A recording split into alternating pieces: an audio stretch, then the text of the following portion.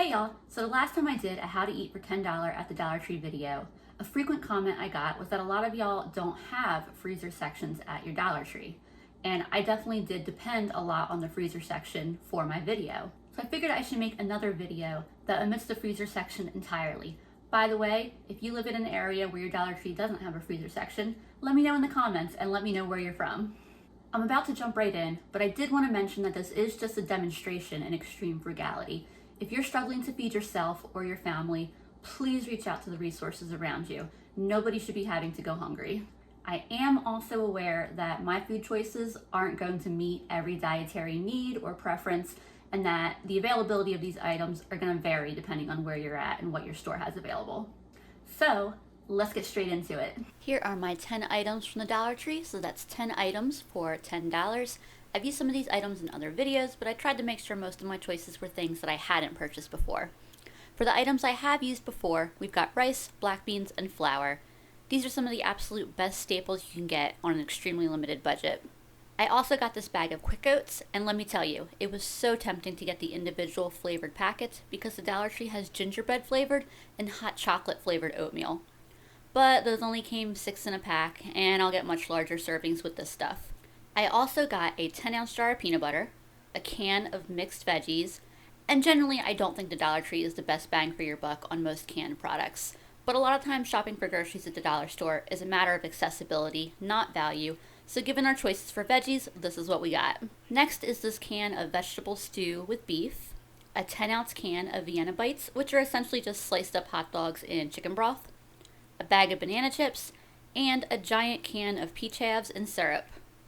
As usual, I'm also using a small array of seasonings and spices.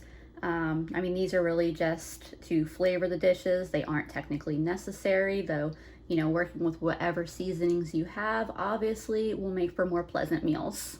For me, this is, if I was going for an absolute bare bones minimum pantry, this would be the stuff I wanted. Some kind of oil, some kind of hot sauce, some kind of soy sauce, salt, pepper, garlic, and cayenne. With those ingredients, I could live pretty happily. Hello and happy Saturday morning, friends. I'm excited to get this week going. So to start off this morning, I'm going to make some flatbread that I'm going to eat for the next few meals. And it's a really simple recipe. It's just flour and water and a little pinch of salt if you have it. In a bowl, I'm adding a cup of my flour, just a little pinch of salt, and I have a 1/4 cup of water here, but I'm going to add about half of it to start. And if you add too much water, no big deal. You just add a little bit more flour.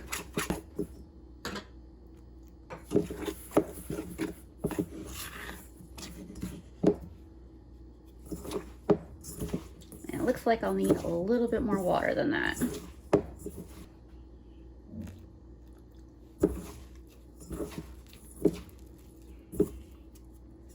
My dough's just a little dry.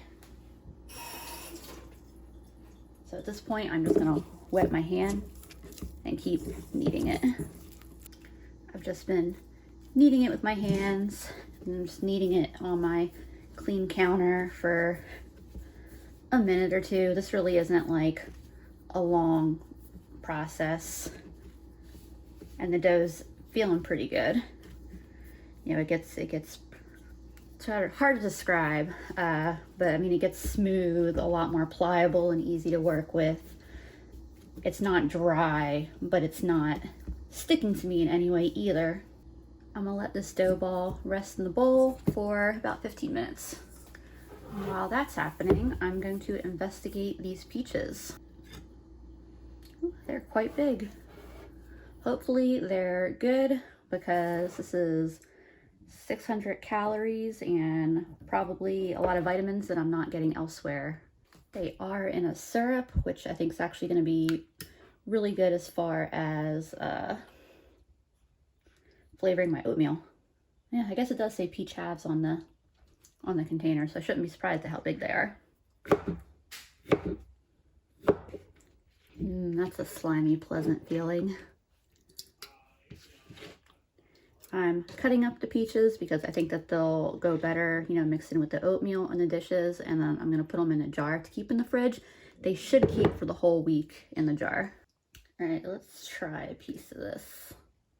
I'll say it doesn't have anything on the fresh southern peaches that I've been eating all summer.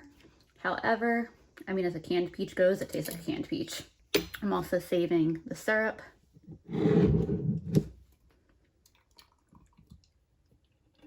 The goal is for this to last me, like I said, the week for my oatmeal, but honestly, if I get tired of them or if they seem like they're gonna go funky before the full week, then I can always put peanut butter in my oatmeal. All right, so there is that, though I'm not putting these away yet because I'm actually gonna use some. So this is something that I have no idea will work. I assume it'd work, but I'm gonna add some of this fruit. Maybe I should cut it up a little smaller. Oh well, too late now. The plan is to bring this up to a low simmer and let it cook for a few minutes and thicken up, and have that for breakfast today and tomorrow with some flatbread. I usually sleep in on the weekends, so it's not that far from lunch anyway, so I'm just gonna have a small sweet breakfast. I've got a little bit of a simmer going, and before this gets too sticky, it just occurred to me, I don't know if this is gonna be a good idea or not, but we're gonna try it anyway, because those fruit pieces are just too big. I'm not happy with it. So we're just gonna mash this up a little bit. Yep, I am happy with that decision. I think this is probably about done. It's thickened up quite a bit. I'm not gonna taste it yet because hot, melty sugar like that tends to be unbelievably lava-like. So this is just gonna get set to the side for right now. I'm gonna put my flat cast iron pan onto the heat instead. Bump the heat up just a little bit. This is what I'm gonna make my flatbread on. You can use any hot, dry pan that's big enough for your flatbread. I divided my dough into 4, and I'm just gonna roll it out. It's a little on the drier side, so I don't know if I'll need flour or not. If it starts sticking, I'll grab flour.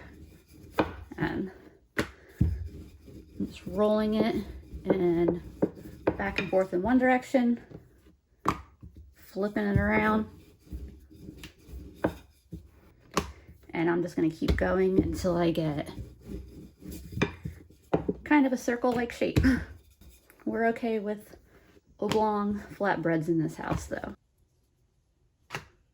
It just goes straight in the dry pan, no oil or anything. Let it sit for, I don't know, 30 seconds to a minute. You can see the color of it and the texture of it is already changing. Flip it. I'll let the other side cook up some, and he gets flipped back over. He's got a little bit of color on this side. We're gonna get a little bit of color on the other side, and then we'll be good to go. He's puffing up a little bit too. While that was cooking, I rolled the next one out. So it really is pretty quick and easy. And you, of course, do not have to use your fingers either. You can absolutely use a utensil. The time to roll these out and cook them was probably not even 10 minutes. You know, I always feel a little bit rusty at first if I haven't made it in a little bit, but it's so easy and it's so delicious. I have 4 of them here. I'm planning to eat 1 with breakfast and 1 with lunch today and tomorrow, and I definitely plan to make more throughout the week to eat with other dishes. Once those other flatbreads cool down, I'll put them probably in just like a Ziploc bag or something. For right now, I'm going to spread. I'm trying to do half of it. Like I said, I'm gonna have half of this today, half of this tomorrow. I woke up late, so I don't need a big breakfast this morning.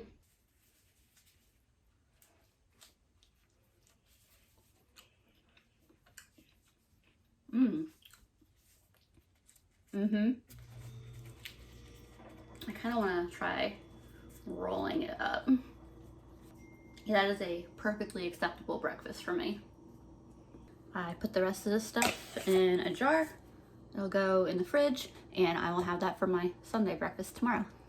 Next up on the Saturday agenda is I'm gonna get some beans cooking. So I'm gonna give these a real good rinse, as well as sort through them and just make sure there aren't any rocks or other stuff that I don't want to cook in there. I'm done sorting through them. I'm gonna add, I guess this is 6 cups of water. I'm cooking them in the pressure cooker today. They'll go in on high pressure for about 30-35 minutes and then natural release until the pin drops. If I wasn't cooking them in the pressure cooker, I would have soaked them overnight and started them either in a crock pot or on my stovetop earlier today. All right, we have a lovely cooked pot of black beans. How awkward would it be if I dropped my phone into the pot of beans? I pulled the insert out of the Instant Pot so that way it will start cooling down because most of these beans are going to go in the fridge. I've also got a little bit of oil heating in a pan here, and I'm going to add not more than a couple cups of beans. This is just for lunch today and tomorrow. My beans are at a bit of a simmer, and that's when I'm going to hold in the handle so my beans don't go flying. I'm gonna mash them. You could use a fork or something else, but I love this thing. I'm also stirring in some spices. Salt, pepper, garlic, and cayenne, because I like my beans to be spicy. I like everything to be spicy, pretty much. But, you know, obviously you can always season these things to your personal preferences. And these will just get cooked for a few minutes until they thicken up a little bit, so there's a little bit less liquid in them. Because I'm going to be putting them on the flatbread, I don't want them too runny. All right, my beans are done. I'm retrieving one of my flatbreads. I'm using an old, like a produce bag to keep them in. I'm going to scoop about half of my refried black beans onto the tortilla. So refried black beans, I don't think they necessarily look as visually appealing as refried pinto beans, but they're still delicious. They have a distinctive taste from refried pinto beans. If you've only had refried beans made with pinto beans, I would definitely try them with black beans sometime. And I'm just getting a little bit of a toast, a little bit of a crispiness on this. And you know, you could add a little bit of oil and really fry it up. All right, here is my finished lunch. Refried black beans on a flatbread tortilla. Got it nice and toasty. It is quite hot. So any of 3 things would be really ideal for this. Some cheese, an avocado, or margarita. Hand me one of these and a margarita, and what else do I even need in life, y'all? It is Saturday night, and the plan is to make a big old batch of noodles. Obviously, we won't be using eggs for our pasta dough. Yes, this dough is just flour, water, and a pinch of salt. You may be worried at how similar it is to our flatbread recipe, but I promise, this won't taste like you're eating soggy, waterlogged flatbread. I'm adding 3 cups of flour to my bowl, along with the salt. I have a cup of water, and I'll add half now, mix this up, and then add the rest. You could, of course, use a stand mixer to make this extra easy, but it's not difficult to do by hand either. Once this ball comes together, I'll switch to kneading it on the counter. The bowl really just makes it easier to keep everything contained. Now we're on the counter, and I'm kneading it for just a few more minutes. The total time to come up with this dough was probably a little under 15 minutes. Now I'm going to set it to the side covered and let it rest for the next 30 to 60 minutes. Then it's noodle time. To start my noodles, I'm dividing my dough into thirds. These noodles are going to end up as 3 meals. After generously flouring my counter, I roll my dough out into a long, thin sheet, adding more flour as needed. Don't be afraid of adding too much flour. You don't want your noodles to stick together. I folded my sheet, then folded it again, and cut myself thin noodles. How thin you cut your noodles is all up to personal preference, but just remember that they are going to absorb a lot of water and when cooked will be much larger than you cut them. Then I carefully unfold them, toss them in even more flour, and they are ready to either be boiled for 2 to 3 minutes or frozen for future meals. I took 1 serving of my pasta and added it to a pot of boiling water. I gently separated the noodles, and because it's fresh pasta, it cooked in no time at all. Next up was to make a sauce for my pasta. I made a very basic peanut sauce. I put some of my peanut butter in a pan on low heat, added some water, and stirred until it was heated through and well mixed. I didn't have any particular measurements on the water. I just kept adding it in tiny amounts until everything reached the consistency that I wanted. I added my sauce to the noodles and mixed everything together. For such a simple sauce, it added a lot of flavor and richness to the dish. If you want it to be really indulgent, a splash of soy sauce would complement this beautifully. Yeah, someday I'll learn to stop wearing black while I work with flour. Alrighty friends, it is Sunday night. I had a lovely day of not having to cook a whole lot, just having to heat up my refried black bean flatbread. But now it is time for me to prepare dinner for tonight, and then I'm hoping that this is going to be lunch for like the next 3 days.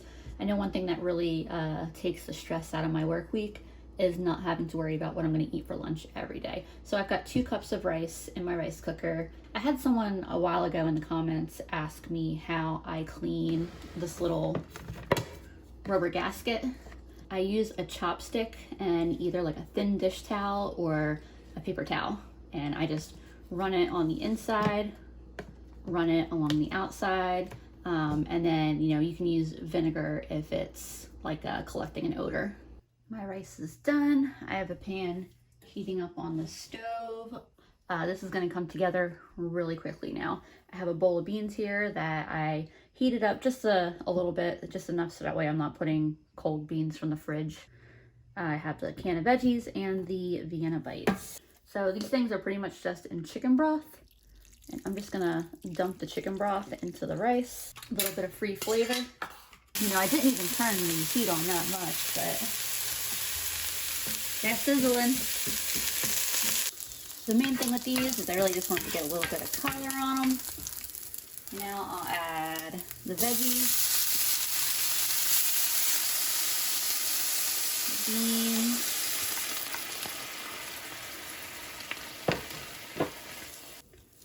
and the rice. Probably actually should have. Well, here's what I'll do. I'm gonna mix in like half the rice and season it some, and then I'll mix in more of the rice. I think it'll be easier to really mix in the seasonings before the pan is overly full. This is looking super delicious so far. I actually over seasoned it a little bit, so that way as I mix the rest of the rice in, hopefully the seasonings are on point when it all gets mixed together. So here's my meal all mixed up. I think I will have no problem getting 4 servings out of this. This is a lot of food. The one thing that I would love to add to it would be tomatoes. I think tomatoes in it would have been on point, perfect, but it's still very delicious. I will have no problem eating this for dinner tonight, and then for the next 3 lunches, I mean, heck, I might even fit a 4th lunch out of this. We'll see what happens. All right, as you can see, I have 3 lunches for Monday, Tuesday, Wednesday, and then still a ton of food in this pan to eat tonight. Look at this. It is too dang early. I'm making my Monday morning breakfast. I'm gonna add some water to this, pop it in the microwave, add some fruit to this. This is probably the only one of these I'll record this week because it's too dang early. There's my bowl, my oatmeal, my fruit, some of the syrup. Hopefully that sweetens it up enough.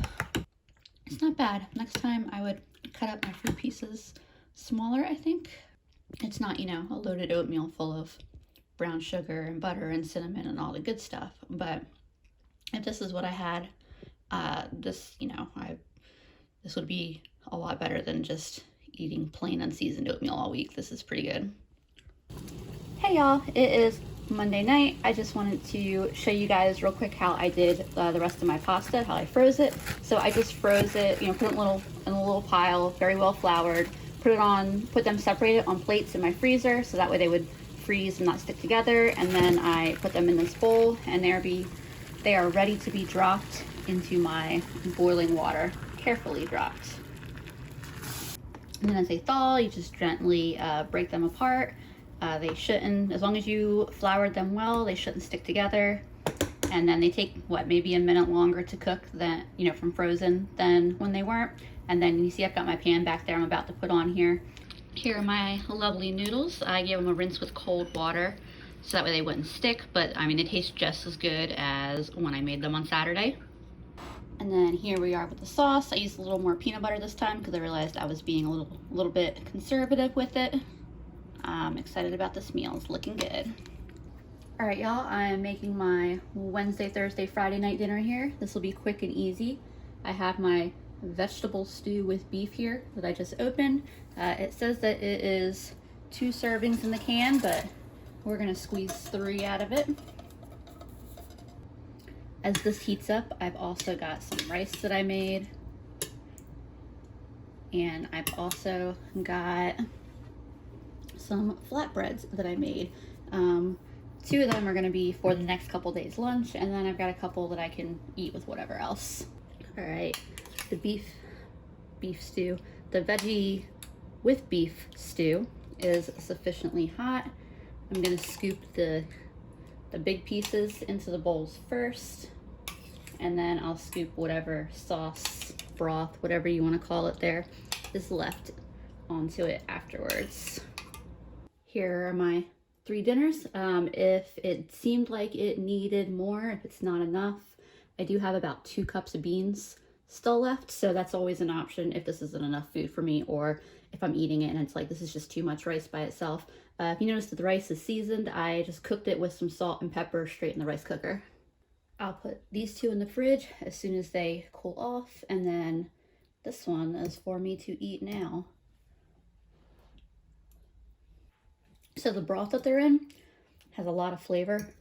So just a little bit on the rice really flavors the rice. Yeah, I definitely think this will do. And if I need any more food, I can make some refried black beans and put them on a flatbread.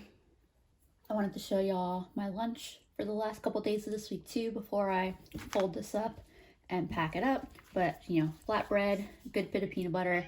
It might not look like a lot of peanut butter, but it's just because the piece of flatbread's pretty big. It's a pretty good serving of peanut butter. And the banana chips, which I've already opened and started snacking on because I love banana chips and I couldn't help myself. Hey y'all, it's Friday night, TGIF. I'm just enjoying my final meal of the week.